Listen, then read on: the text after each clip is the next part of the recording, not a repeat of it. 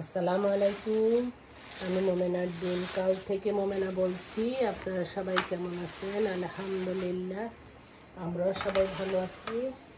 আপনারা পৃথিবীর যে প্রান্ত থেকে আমার ভিডিওগুলি দেখতেছেন তাদেরকে জানাই অসংখ্য অসংখ্য ধন্যবাদ। আল্লাহ আপনাদের মাঝে আমাকে হাজির করছে, তার জন্য শুকরিয়া। আপনারা দূর দূরান্ত থেকে আমার ভিডিওগুলো দেখতেছেন, তাদেরকে জানাই অসংখ্য অসংখ্য ধন্যবাদ মোমেনার চ্যানেল থেকে। তারপরে বলেন আপনারা সবাই কে কেমন আছেন, সবার দিন কেমন যাইতেছে।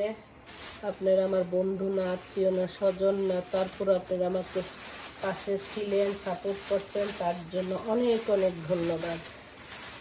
এখানে সকালে এক ভাই লাউ দেওয়া গেছে, কাঁচামরিচ দেওয়া গেছে ওনার গাছে। ভাবলাম যে লাউ আর ঢেঁড়স আমি সাথে সাথে রান্না করি, কারণ লাউ আর ঢেঁড়স যদি ফ্রিজে রাখি কেমন জানি আমাদের দেশে একটা ঠৌর হয়ে যায়। রান্না করে রাখেন তাও ভালো। ভাবলাম যে কাঁচামরিচগুলো বাইছা নিব, আপনাদের লগে একটু রান্না বান্নাও শেয়ার করব। আমরা যা করি তাই তো আপনাদের মাঝে শেয়ার করি। বনে যাই, জঙ্গলে যাই, যেখানে যাই, যাই করি তাই আপনাদের মাঝে একটু শেয়ার করি।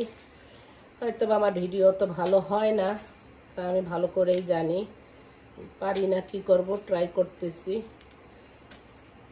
আপনারা সাহায্য করলে, সাথে থাকলে ইনশাল্লাহ আগে যাইতে পারবো। তা আমি সাফল্য ইনশাল্লাহ দেখা যাইতে চাই মরে যাওয়ার আগে। এগুলি হইলো ওই যে সালাতের মরিচ, আর ওই আমগো দেশের মরিচ না। যাই দিচ্ছে আলহামদুলিল্লাহ। এবার তো আমি কোনো গার্ডেনিং করি নাই। আজকে রান্নার ভিতরে চিংড়ি মাছ দিয়ে লাউ দিয়ে রান্না করব, আর বাইরের বোর দুইটা করলা আছে, সেই করলা ভাজি করব এই লাউয়ের সিলকাটা দিয়ে।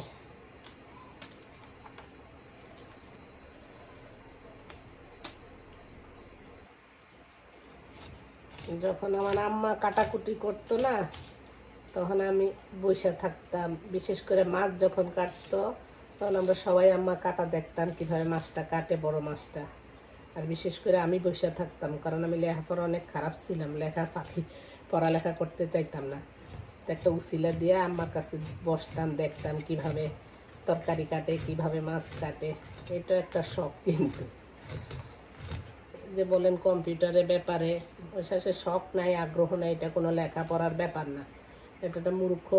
আমার বোনের বাসার কাজের মাইয়া যা জানে এই ফোনের ব্যবহার, আমি তা কিছুই জানি না।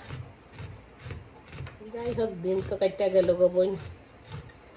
আমি না চুরির থেকে বা বটি দিয়ে, আপনি বলবেন আমেরিকা শহরের থেকে মহিলা গাওয়ারি রয়ে গেল, যাই বলতে পারেন। আমি ছুরি দিয়ে কাটাচ্ছে, আমি বটি দিয়া বইসে একবারে কাইটা কুইটা তারপরে উপরে উঠবে। মানুষজন একটা বসে পরে আবার আরেকটা, আমি ওইটা পারি না। আমার কাছে হিবিজিবি লাগে আরে, যে যেভাবে পারে আরে।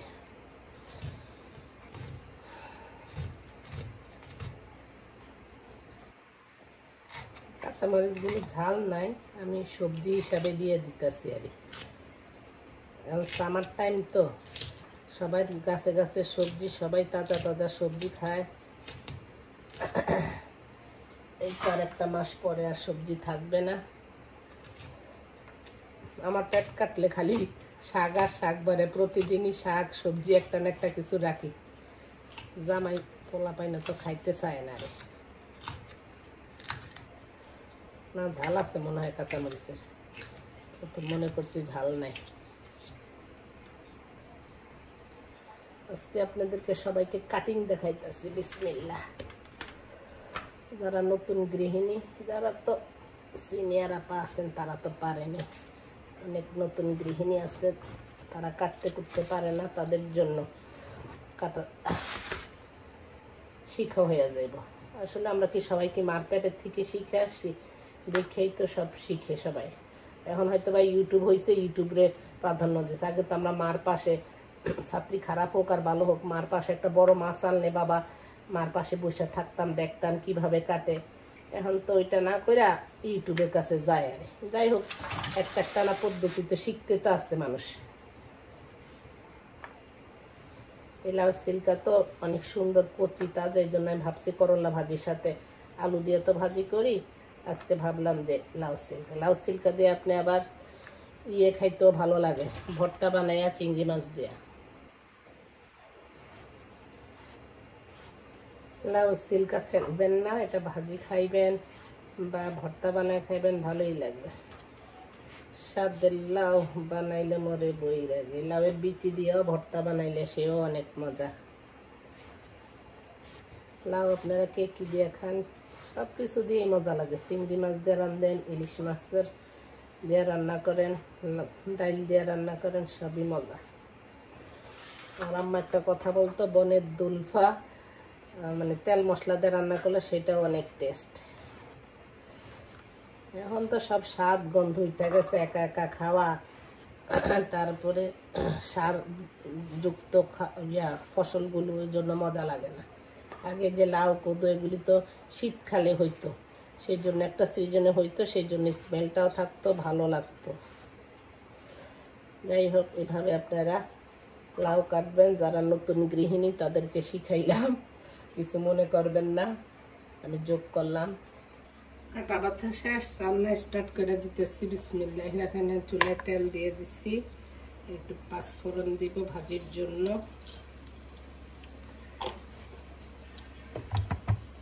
সবাই জানি ভাজি, যারা নতুন তাদের জন্য বা যারা ব্যাচেলার ভাই আছে তাদের জন্য। আমি কোনো রেসিপি শেয়ার করতেছি না, আমি যা করি তাই আপনাদের মাঝে শেয়ার করি আরই। এখানে কিছু পোড়ামরিচ দিয়ে দিলাম।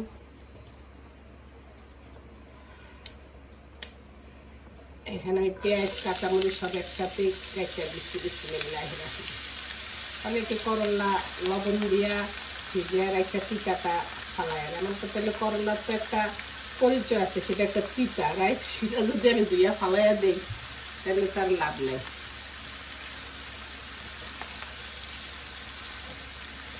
লাউ সিল্কা দিয়ে ভাজি করবেন, দেখবেন লাউটাতে একটু মিষ্টি থাকে না, কোনো তিতাই লাগবে না।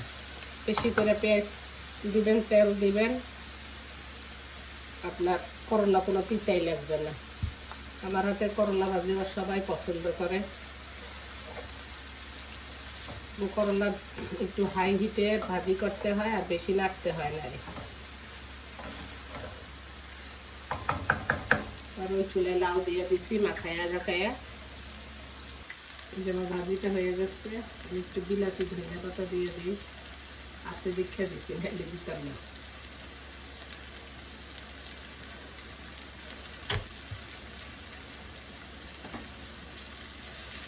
দুই তিন দিনে রান্না করবো না।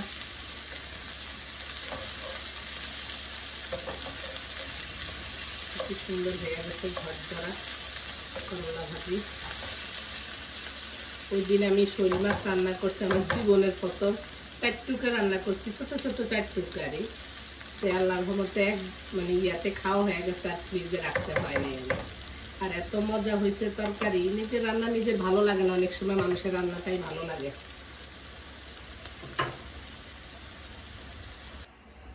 এখানে আমার লাউ তরকারিটা হয়ে গেছে অলমোস্ট।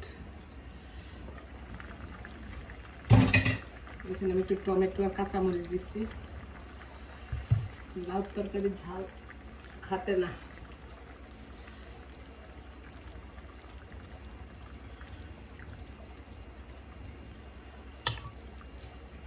দিয়ে দেবে ধনিয়া পাতা।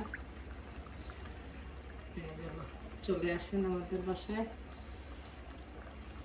আর আমি এখনো নাস্তা খাই না। নাস্তাতে কি রাখছি জানেন? ফেনাবাদ, একটু পুঁই শাক দিয়ে, একটু লাউ দিয়ে, সব কিছু দিয়ে একটু ফেনাবাদ করছি, এখন ওইটা খাবো।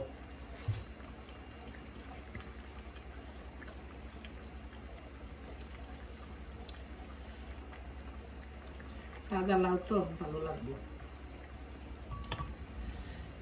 লাউটা আজকে আমি মাখায়া ঝাঁকায়া বসাইছি, বাগার বুগার আর দিইনি। এখানে না এত ঝড় তুফান হইছে কিছুক্ষণ আগে, এখনো বৃষ্টি পড়তেছে, আর কিন্তু গরম কমে নাই। তো ভাবলাম যে একটু কি জানি বলে মুড়ি মাখানি বা চানাচুর মাখাই খাই আর। এখানে আমি শসা, তারপর যে নিউ ইয়র্কের থেকে যে লেবু আনছে, লেবুর $8 স্বাদ আমি তাই পাই করে মিডিয়া নিতে আসছি আর। গুঁড়া মাছ দিয়ে আনছি, তারপরে ডাইলে দিছি। আজকে আবার কি জানি বলে, এখন একটু কাইটা নিছি। আচ্ছা, আর এখানে কাঁচামরিচ, পেঁয়াজ, বিলাতি, ধনিয়া পাতা সবকিছু নিয়ে নিছি। আর এগুলি একটু লবণ দিয়ে ভালো করে একটু মাখাইয়া নিব। সাথে আমি একটু চাট মশলা দিব।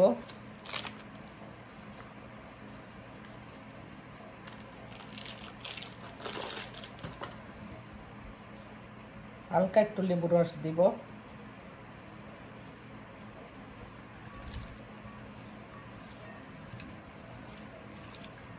আমি একা খাবো তো। আপুরা আপনারা ভিডিও দেখেন ঠিকই, লাইক দিতে কি ভুলিয়া যান গো আপুরা। যাই ভিউজ হয়, লাইক হয় না। আমার মনে হয় কেউ বুঝে না নাকি।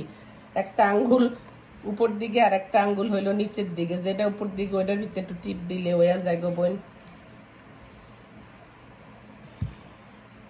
দেখেন ভিডিওগুলো কষ্ট করে গরমে দিয়ে আপনি করে চিত্ত বিনোদন দেওয়ানের লেগিয়া একটা কিছু কইরা যদি সাকসেস হয় তখন ভালো লাগে। আরে জামাই আসবো একটু পরে, কইতেছে এখানে একটা ভাই অসুস্থ, রুগী দেখতে যাবো। আরে তো আমার কইতেছে তুমি কিছু রান্না করছো না। আমি তো করছি, একটু লাউ রান্না করছি আর করলা ভাজি।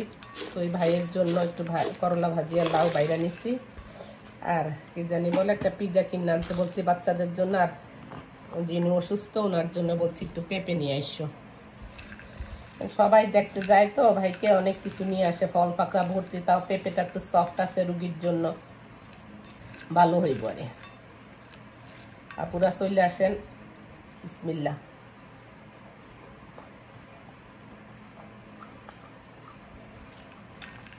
আমি আজকে মুড়ি দিব না, মুড়ি দিয়ে এক স্বাদ, এমনি আর এক স্বাদ। তো ঠিক আছে আপুরা, ভালো থাকেন, সুস্থ থাকেন, সবাই সবার জন্য দোয়া করবেন। যদি কোনো ভুল ত্রুটি হয়ে থাকে আমার কোনো কথাতে ক্ষমা সুন্দর দৃষ্টিতে দেখেন। আমরা সবাই সবার পাশে থাকুন। কেউ যদি আমার ভিডিও নাও দেখেন, একটু চোখটা ভুলে যান, তাও মনে শান্ত না। মনে করুন দেখতে দেখতে একদিন ভালোবাসা লাগবেন।